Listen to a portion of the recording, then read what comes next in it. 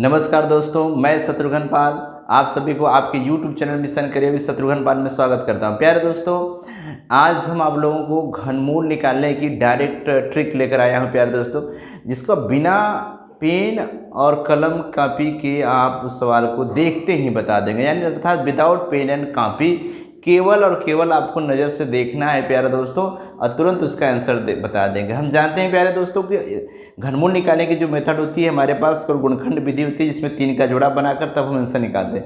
तो कभी कभी गुणनखंड हो भी पाते हैं, कभी नहीं हो पाते हैं, जिसकी वजह से हम घनमूल नहीं निकालते। तो प्यारे दोस्तों, आप अंत तक देखिएगा, बहुत छोटा वीडियो बना रहे हैं जिसमें आपको तुरंत समझ में आ जाएगा। जैसे हमने यहाँ पर घनमूल का सवाल लिखा है, जैसे आप ऐसे सवालों को 37, 32 और 48 ऐसे सवालों को प्यारे दोस्तों केवल आप देखते ही आंसर बता देंगे कि प्यारे दोस्तों यह आंसर 2 और 72 होगा। जैसे यह प्यारे दोस्तों यहाँ पर लिखा हुआ सवाल है, तो आप डायरेक्ट इससे बता देंगे 6 और 3, यानी कि 36 का यह घनमूल निकालने पर 36 आएगा। जैसे हमने तुरंत लिख दिया विदाउट पेन एंड कॉपी, किसी भी चीज़ का इस्तेमाल किए बिना हल किए बिना, तो ऐसे आप भी समझ जाएंगे। बस कुछ समय की बात है प्यारे दोस्तों, देख लीजिएगा, पक्का समझ में आ जाएगा। अगर आप हटेंगे तो आपको समझ में नहीं आएगा, थोड़ी सी समय की बात है। तो उसके लिए आपको डायरेक्ट ऐसे सवालों को जवाब देना था, कुछ बेसिक चीज़ समझनी होगी, तो जिसके बाद से आप तुरंत आ जाए, आप लोगों को समझ में आएगा। चलिए आइए मैं तो प्यारे दोस्तों बिना समय नुकसान करके आपको इसको शुरू करते हैं और बताते हैं कि बिना पेन और कॉपी के आप डायरेक्ट इसको कैसे बताएंगे। तो सर्वप्रथम प्यारे दोस्तों, पहले आपको कुछ संख्याओं के घन याद रहना चाहिए। जैसे 1 का घन कितना होगा, किसी संख्या का घन का क्या मतलब होता है, उसकी 3 बार मल्टीप्लाई। किसकी 3 बार मल्टीप्लाई? 1 की 3 बार, तो 1 × 1 × 1 = 1 ही आता है। इसी प्रकार से 2 का घन याद होना चाहिए, तो 2 का घन 2 × 2 करेंगे तो कितना आएगा प्यारे दोस्तों? 8 आएगा। इसी प्रकार से 3 का घन कितना होगा? 3 × 3 करेंगे तो प्यारे दोस्तों कितना आएगा? 27 आएगा। इसी प्रकार से 4 का घन क्या होगा? 4 × 4 घन का मतलब होता है उस नंबर का उतनी टाइम्स गुणा कर देना, 3 टाइम्स। वर्ग होगा तो 2 टाइम्स, घन होगा तो घात 3 होगी तो 3 टाइम्स, तो 4 × 16, 16 × 64 आएगा। तो इस तरह से प्यारे दोस्तों सब कुछ घन अगर आप याद करने में कामयाब हो जाते हैं, जैसे 5 का घन 125 होता है। हम उम्मीद करते हैं कि आप सभी लोग कुछ घन याद करने में कामयाब हो जाएंगे। 6 का घन 216 होता है। इसी तरह से 7 का घन होता है प्यारे दोस्तों 7 × 7 × 7 = 343 होता है। इसी तरीके से 8 का घन होता है प्यारे दोस्तों 8 × 8 × 8 = 512 होता है। और इसी प्रकार से 9 का घन होता है 9 × 9 × 9 = 729। इसी प्रकार से अगर आपको यहाँ साथ दिखाई दे रही होगी, नहीं दिखाई रही होगी, अगर हम इस तरह से प्यारे दोस्तों कुछ घन याद कर ले, जैसे हम यहाँ पर कुछ घन और लिख दे रहे हैं। जैसे 10 का घन होगा प्यारे दोस्तों 1000, और 11 का घन होगा प्यारे दोस्तों 1331, और 12 का घन होगा प्यारे दोस्तों 1728।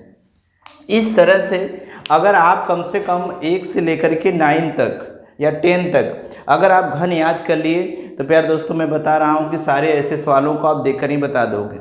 जो भी कंपटीशन में जिस हिसाब की आपको ज़रूरत पड़ जाती है कभी कभी घनमूल निकालने की, तो जिसको आप बिना पेन और कॉपी की सहायता से तुरंत बता देंगे। चलिए आते हैं, हम आगे बढ़ते हैं कि सर बिना पेन कॉपी के कैसे आप बता पाएंगे। तो प्यारे दोस्तों इसमें कुछ नियम है आपको समझनी पड़ेगी।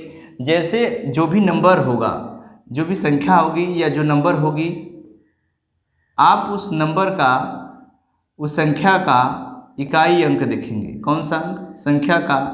संख्या का यूनिट डिजिट। यूनिट मतलब होता है प्यारे दोस्तों इकाई का अंक। आपको इकाई का अंक देखना पड़ेगा। अगर इकाई का अंक आपने देखा, उस संख्या की इकाई का अंक 0 है, तो जो घनमूल निकालने पे जो फाइनल आंसर आएगा प्यारे दोस्तों उसमें भी 0 ही आएगा। इकाई का आंसर, इकाई का अंक है प्यारे दोस्तों, तो इकाई का आंसर वही होता है। अगर 1 होगा प्यारे दोस्तों तो उसको बिना देखे आप घनमूल का आंसर 1 ही होगा। जैसे अगर प्यारे दोस्तों 4 होगा तो 4 का 4 ही होगा, और 5 होगा तो 5 का घनमूल निकालते समय 5 ही होगा, 6 होगा तो 6 ही होगा, और 7, 8 छोड़ दो प्यारे दोस्तों 9 का 9 ही होगा। लेकिन 2 अपवाद हैं। 2 अपवाद का मतलब क्या है प्यारे दोस्तों? जैसे अगर कभी भी इकाई का अंक अगर 2 है तो उसका आंसर प्यारे दोस्तों 8 होगा।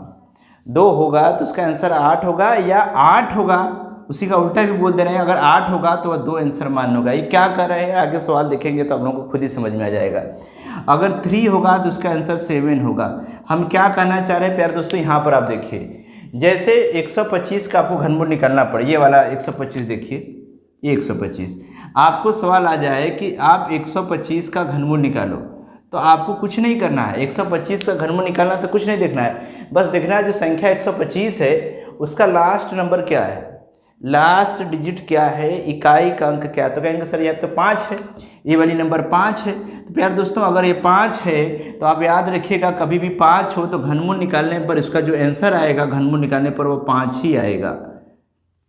तो ऐसा क्या एक ही अंक का तो आंसर हमेशा होगा नहीं। प्यारे दोस्तों अगर 216 हो, मान लो 216 का घनमूल निकालना है तो लास्ट में 6 है, अंत में 6 है, तो इसका आंसर डायरेक्ट 6 ही आएगा। अब क्या हमेशा ऐसा ही होगा? देखो प्यारे दोस्तों जब तक अगर मान लो घनमूल 27, इसको भी ले लो, यहाँ पे 7 है, 27 का घनमूल निकालते हैं तो 3 आएगा, क्योंकि प्यारे दोस्तों पता है 27 किसका घन है, 3 का। 27 किसका घन है प्यारे दोस्तों, 3 का। तो अब एक बात समझिएगा, हम जैसे यहाँ पर डायरेक्ट अभी लिख रहे हैं तो प्यारे दोस्तों हमने कहा था जब इकाई में 7 होगा तो उसका आंसर 3 होगा। देखो प्यारे दोस्तों यहाँ पे 7 है तो उसका आंसर 3 होगा, अगर 3 होगा तो 7 होगा। अगर इकाई में 2 होगा, जैसे 512 का घनमूल निकालना है, 512 का घनमूल निकालना है, 512 देखो प्यारे दोस्तों कहाँ है, 512 यहाँ है, जिसके लास्ट में 2 नंबर है। जब 2 होगा तो उसका आंसर प्यारे दोस्तों 8 होगा, तो उसका आंसर 8 होगा। हमने यहाँ पर लिखा है कि जब 2 होगा तो उसका आंसर कितना होगा, 8 होगा। इस प्रकार से आप किसी का लास्ट नंबर इकाई का अंक बता सकते हैं। लेकिन क्या केवल इकाई के अंक से ही काम चल जाएगा? क्या हमेशा केवल इकाई का अंक ही पूछता है? नहीं प्यारे दोस्तों, कुछ नंबर बड़े भी हो सकते हैं। तो उसमें क्या होंगे इसको ध्यान देना है आप लोगों को। जैसे मान लीजिए मैंने 1728 ले लिया, ये जो है यह वाला, ये वाला आंसर 1728। अब ये 1728 का घनमूल निकालना है तो ध्यान देना कैसे होगा, क्योंकि अब इसमें 2 अंक का आंसर आएगा, 12 आएगा 2 अंक का। तो आपको क्या करना है, पहले नियम क्या है ध्यान से सुनिए, यहाँ पर यहीं से आपको नियम हम समझा रहे हैं। अगर लास्ट का डिजिट 8 है तो पहले लास्ट नंबर देखो, लास्ट में 8 है तो 8 होने पे जो आंसर घनमूल में निकलता है वह प्यारे 8 का 8 नहीं होता है, 8 का निकलता है 2।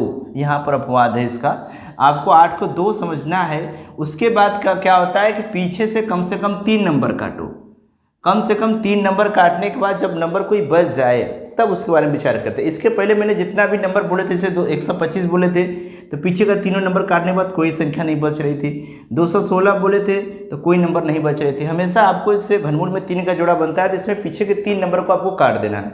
जैसे ही पीछे के 3 नंबर काट देंगे प्यारे दोस्तों तो उसके बाद बचता है आपके पास क्या, 1। अब ये जो 1 बचा है इसको सोचना है आपको कि ऐसा कौन सा घन है जो 1 के बराबर हो, 1 से कम हो, किस संख्या का घन 1 के बराबर या 1 से कम है लेकिन अधिक न हो पाए। तो आप प्यारे दोस्तों देखेंगे कि 1 जो होता है वह 1 के घन होता है, उसके बराबर होता है, तो बराबर होगा तो चलेगा। तो आपका आंसर हो जाएगा 12, यानी इसका आंसर हो गया 12। तो आप बिना पेन और कॉपी के इस तरह से तुरंत डायरेक्ट बता सकते हैं। जैसे मैं एक और सवाल आपको सामने देख रहा हूँ, प्यारे दोस्तों नहीं समझ में आया तो 2-4 सवाल आप लोग देख लीजिए, जरूर समझ में आएगा। आप लोग ऐसे सोचेंगे तो नहीं समझ में आएगा। थोड़ा देखते हैं आगे। जैसे मान लीजिए घनमूल निकालना है 79507 का घनमूल निकालिए। तो चलिए प्यारे दोस्तों नियम हमने क्या बताया आपको, नियम हम लोगों ने यही बताया कि अगर बेटा लास्ट का नंबर पहले देखो, इकाई का अंक देखो, संख्या इकाई का अंक कितना है, 7 है। तो 7 है प्यारे दोस्तों, तो 7 है तो आंसर जो आएगा वो 7 नहीं आएगा, क्योंकि जब 7 होता है 27 में देखो बेटा 7 है तो 7 होता है तो किसका होता है, वह 3 का होता है। तो जब 27 होगा तो ये अपवाद है तो आंसर इकाई का 3 होगा। और लास्ट के 3 डिजिट काट दीजिए, पीछे से 3 नंबर काट दीजिए, उसके बाद जो देखिए वह संख्या कितनी बचती है। अब हमारे पास वो संख्या बच रही है 79। अब देखना है 79 किस संख्या के घन से कम है, 79 किस नंबर के घन से कम है। तो देखेंगे 4 का घन 64 64, लेकिन 5 का घन कितना होता है प्यारे दोस्तों, 125। ये अधिक हो गया तो ये 64 वाला होगा। 125 तो अधिक हो जाएगा, 79 से 125 अधिक हो जाएगा, जो अधिक नहीं होना चाहिए, कम वाला चलेगा। 64 किसका है, 4 का। तो इसके आगे आप 4 लिख दोगे तो आंसर हो जाएगा 43। यानी 7950 का हम घनमूल निकालेंगे तो 43 आएगा। अगर आप बेसिक से सोचेंगे निकालना तो प्यारे दोस्तों नहीं निकाल पाएंगे, चूँकि अब यह 43 से ही डायरेक्ट कटेगा, क्योंकि 43 एक अभाज्य संख्या है, तो आप इसको आप काट ही नहीं पाएंगे। चलिए एक सवाल और देखते हैं आप लोगों के बीच में। उम्मीद करते हैं कि आप लोगों को समझ में आ रही होगी। प्यारे दोस्तों, अगर कोई चीज़ वीडियो बनाया जाए, अगर आपको समझ में आए और अच्छा लगे तो कम से कम लाइक कर दिया करो। हमें बनाने में काफ़ी टाइम लगता है, आपको केवल ऐसे छूना है। अगर अच्छा लग रहा है प्यारे दोस्तों नियम, तो जरूर लाइक करिएगा। अब देखिए प्यारे दोस्तों, अब इसका घनमूल निकालना है। तो प्यारे दोस्तों हमने कहा पहले लास्ट नंबर देखो, लास्ट नंबर क्या है यार 4। तो लास्ट नंबर अगर 4 है तो उसका घनमूल निकालते जो आंसर आएगा वह लास्ट का नंबर 4 ही आएगा। तो आंसर इसका 4 ही होगा। लास्ट नंबर 4 होगा, पीछे से देख रहे हो। अब पीछे के 3 डिजिट उड़ा दो, काट दो, उससे कोई लेना देना नहीं है। तो बचता कितना है 39। अब बताओ कौन सा ऐसा घन है जो 39 से कम है। तो आप कहेंगे प्यारे दोस्तों सर 4 वाला तो 64 हो गया, तो अधिक हो गया, और 27 वाला कम है, 39 से 27 कम है, यानी ये वाला चलेगा सर। 27 है, 27 है, तो 27 है जब यह, तो यह कम है तो चलेगा। तो कितने का है 3 का है, तो इसके नंबर इसके जगह पे हम आप आगे 3 लिख देंगे, तो आंसर हो जाएगा 34। तो समझ में आ रहा है प्यारे दोस्तों कैसे करना है। बस लास्ट नंबर देखनी है और उसके बाद आपको क्या करनी है, लास्ट के 3 डिजिट काट देनी है। उसके बाद क्या देखनी, जो ये नंबर है यह नंबर किस घन से कम है। तो 39 4 का घन 64 होता है, ये अधिक हो गया तो यह 3 वाला होगा। अधिक से अधिक बार जाता है, भाग में जैसे होता है ना, अधिक से अधिक बार जाए लेकिन बराबर हो जाए या कम रहे लेकिन अधिक न हो पाए। तो इस तरह से आप इसका निकाल देंगे। चलिए प्यारे दोस्तों, अगर आप लोगों को थोड़ा बहुत और डाउट है तो एक सवाल और देख लेते हैं। जैसे मान लो 17, 56 और 16, इसका घनमूल निकालिए। चलिए आप लोग करिए, समझिए कैसे होगा, क्या नियम बताया गया। बस प्यारे दोस्तों कुछ नहीं। हाँ सर, पहले तो पीछे से देखेंगे, पीछे क्या है 6 है, तो 6 होने पर लास्ट आंसर क्या आएगा, घनमूल का 6 आएगा। बस सही है, 6 लिख दी। फिर क्या करना है, लास्ट के 3 डिजिट का कोई रोल नहीं होता है, लास्ट के 3 डिजिट हमने काट दिए सर। 616 कट गया, बचा कितना 175। अब बताओ 175 ऐसी कौन सी संख्या है, ऐसी कौन सी नंबर है जिसका घन से कम हो।